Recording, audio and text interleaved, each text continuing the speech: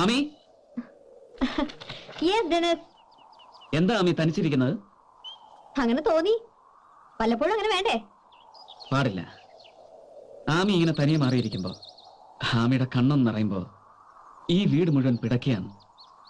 ആമി എന്ന ന്യൂക്ലിയസിന് ചുറ്റുമാണ് ഇവിടെ എല്ലാവരും ജീവിക്കുന്നത്. അവരെ ഒന്ന് വേദനിപ്പിക്കാതിരുന്നൂടെ?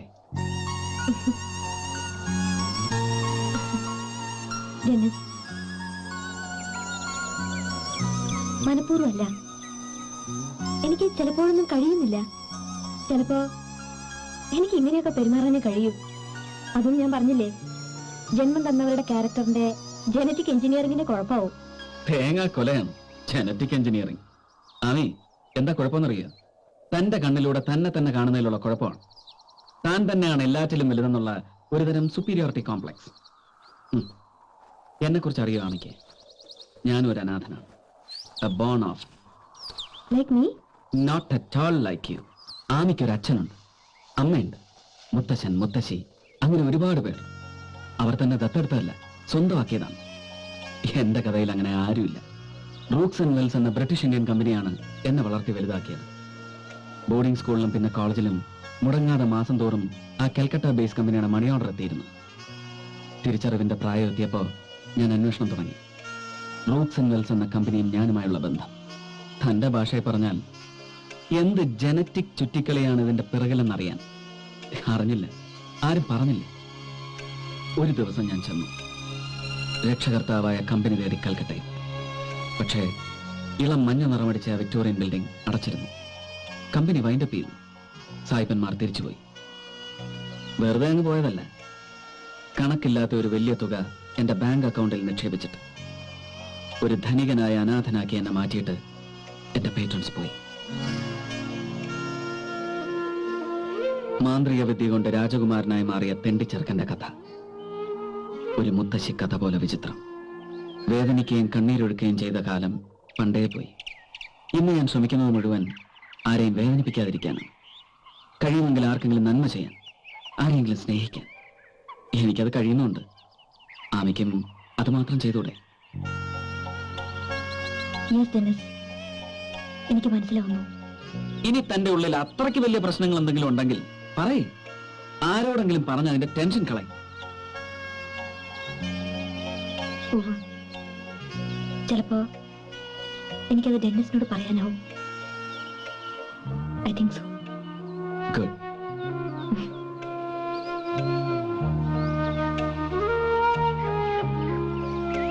ഡെന്നിസ്, എനിക്ക് നിങ്ങളെ ഇഷ്ടമാവുന്നു. ഒരു നല്ല ഫ്രണ്ട് നിങ്ങൾക്കതാവാൻ കഴിയും.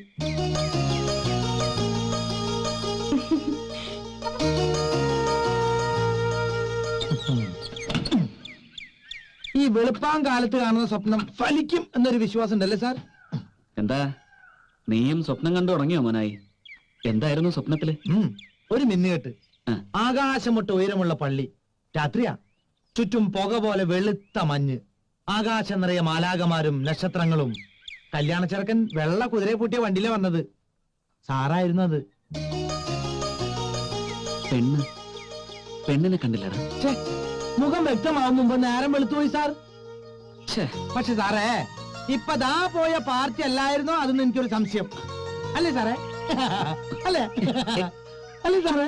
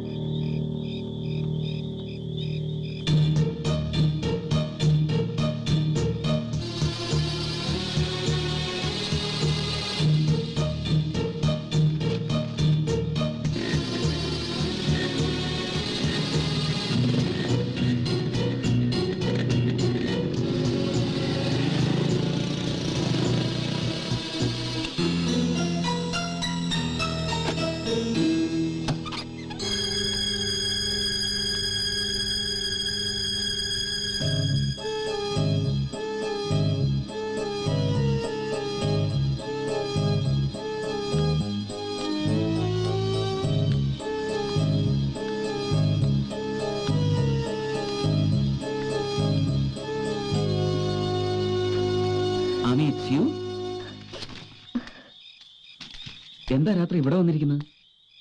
ഏയ്, are you crying? No Dennis, ഇല്ല, ഞാൻ ചിരിക്കായിരുന്നു. കണ്ടില്ലേ, ദാ ഈ.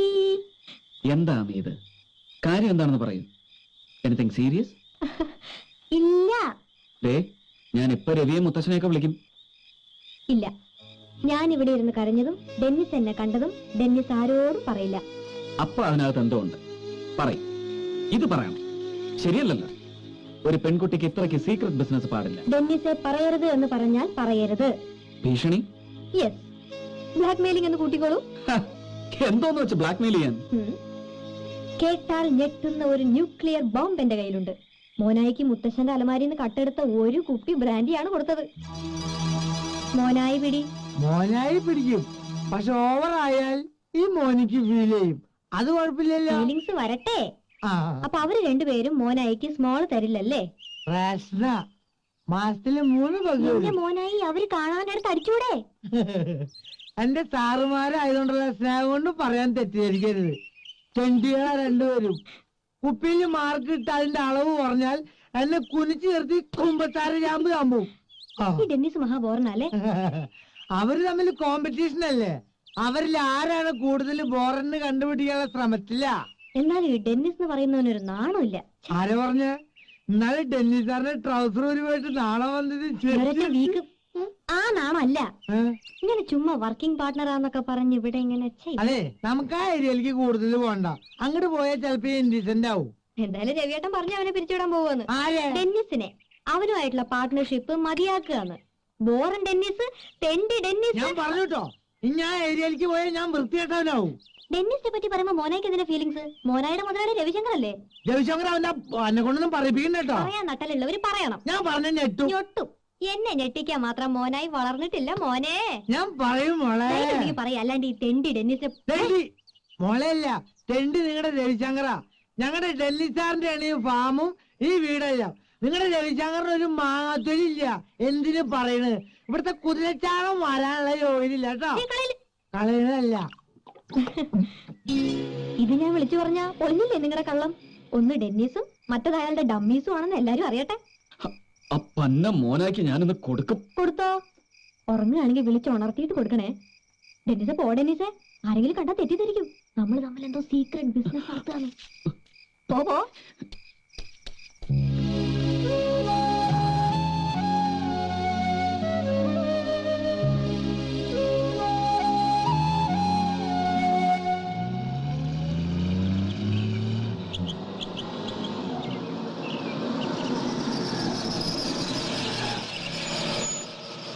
നിന്നെ ആ ബാങ്ക് മാനേജർ അന്വേഷിക്കുന്നുണ്ടായിരുന്നല്ലോ, കണ്ട? ഇല്ല. സാറിന്റെ കറക്റ്റ് ഹൈറ്റ് എത്രയാണെന്ന് എന്നോട് ചോദിച്ചു. ഹൈറ്റോ?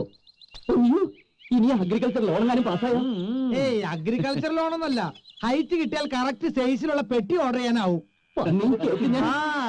എന്തായി പേഴ്സണൽ പ്രോപ്പർട്ടീസ്? അതിനെ കുറിച്ച് നീ ഇങ്ങനെ വഴിക്കെ കാണുമ്പോഴൊക്കെ എന്നോട് ചോദിച്ചോടാ. പെൺകുട്ടി ആരാന്ന് കണ്ടുപിടിച്ച് ഇപ്പി കയ്യിലോട്ടിട്ട് ഉണ്ടാക്കി തരാന്ന് പറഞ്ഞിട്ടേ. കല്യാണം ഉടനടി നടന്നില്ലെങ്കിൽ ഇവൻ പറഞ്ഞ പോലെ ഞാൻ ഏതെങ്കിലും ഒരു പെട്ടിക്കകത്ത് കയറേണ്ടി വരും. ഓട്ടറാ. നീ ആ ലോറൻസിനെ കണ്ടോ? കണ്ടാ ഞാൻ എവിടെയാണെന്ന് കൃത്യമായിട്ട് പറഞ്ഞു കൊടുക്കണേ. ഓട്ടറാ.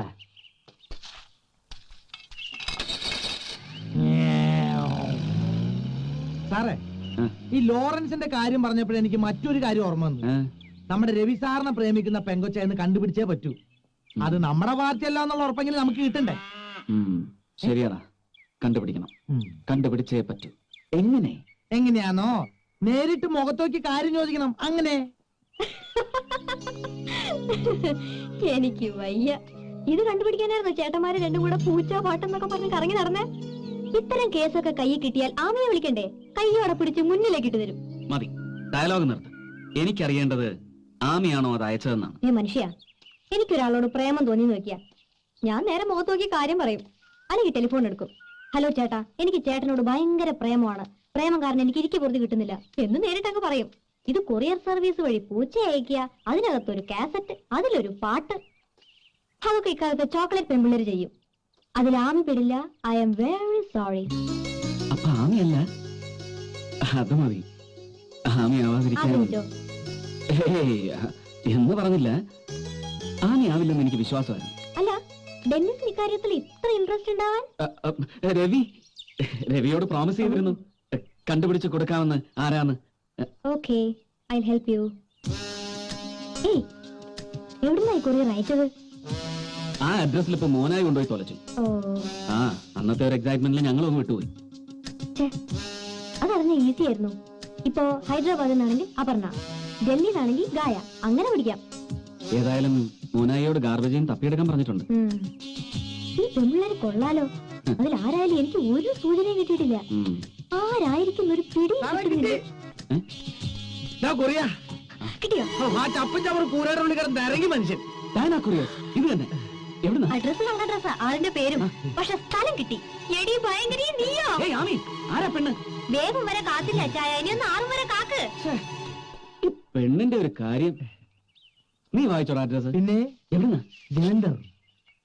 ജലന്ധർ? ആ. നീ വായിച്ചാണോ? ഹുവ. എന്താ ജലന്ധറിന്റെ spelling? Q Q U R S T ദർ A R Jalandhar. Spelling correct പറഞ്ഞാലുണ്ടല്ലോ. കള്ളം പറയുന്നത് എനിക്ക് ഇഷ്ടമാണ്, പക്ഷെ പറയുന്നത് ഞാനായിരിക്കണമെന്ന് മാത്രം. സത്യമായിട്ട് ഞാനല്ല. രവിയേട്ടനെ കുറിച്ച് എനിക്ക് അങ്ങനെ തോന്നി. ഇട്ടി ഇട്ടി വീഴും. നീ അല്ലെങ്കിൽ പിന്നെ ആ കൊറിയർ ട്രിവാൻഡ്രത്തിന് എങ്ങനെ വന്നു? നമ്പർ വേണ്ട, സത്യം സത്യം പോലെ പറ. ആമി ട്രിവാൻഡ്രത്ത് നീ ഒഴിച്ച് ബാക്കി എല്ലാവരും ഉണ്ടായിരുന്നു. ഗായത്രിയും അപർണയും ജ്യോതിയും എല്ലാവരും വന്നിട്ടുണ്ടായിരുന്നു. പിന്നെ ഞങ്ങൾ ഒരുമിച്ചല്ലേ മുത്തശ്ശിന്റെ അടുത്ത് പോയത്. അവിടെ അവരൊരു 10 ദിവസം ഉണ്ടായിരുന്നു. നിങ്ങൾ 4 പേരും ട്രിവാൻഡ്രത്തുണ്ടായിരുന്നു 10 days. നീയെല്ലാം ഉറപ്പാണോ? ഗുരുവായൂരപ്പനാണ്, ഞാനല്ല. ആരായിരിക്കും? ഇനി ഐഡിയ? അപർണ എപ്പോ നോക്കിയാലും അവള് രവിയുടെ കാര്യം പറഞ്ഞോണ്ടിരിക്കും. പിന്നെ സമയം കിട്ടുമ്പോഴൊക്കെ ആ പൂച്ച എടുത്ത് കൊഞ്ചിക്കുന്നത് കാണാം. ഞാൻ ചോദിച്ചാൽ അവളോടൊപ്പം ഞാൻ ചോദിക്കാം, എന്നോട് അവള് സത്യം പറയും. എന്നെ ചൊല്ല്, കയ്യോട് പിടി. കമാൺ.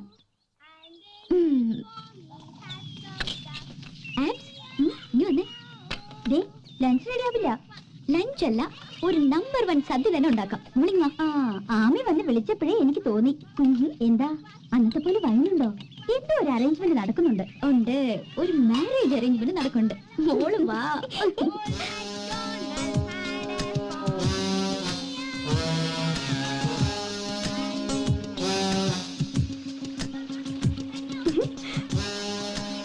ദേവു, അവളല്ല. ആമി, ഞാൻ അങ്ങനെ മനസ്സിൽ പോലും ചിന്തിച്ചിട്ടില്ല. പിന്നെ ട്രിവാൻഡ്രത്ത് വന്ന അന്ന് തൊട്ട് ഞാൻ പനിയായിട്ട് കിടപ്പിലായിരുന്നു. പിന്നെ ഞാൻ എപ്പോഴും പുറത്തു പോയത് ഹാർഡ്ലി 2 times. അത് ഡോക്ടറെ കാണാൻ ദേവുന്റെ കൂടെ. Hope you're not lying. No man. പിന്നെ 2 എണ്ണം കൂടെ ഉണ്ടല്ലോ. അതെ, കം, നമുക്കൊരു ജോയിന്റ് അറ്റാക്ക് നടത്താം.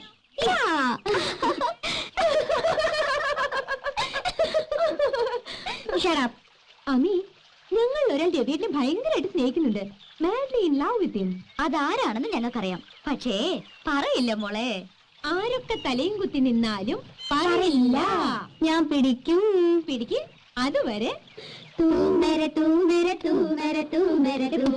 Hero number 1.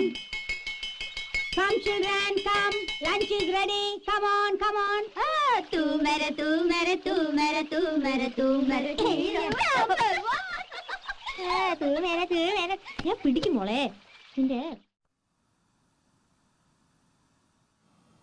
രവി, രവി, പ്രശ്നം പാതി പരിഹരിച്ചു.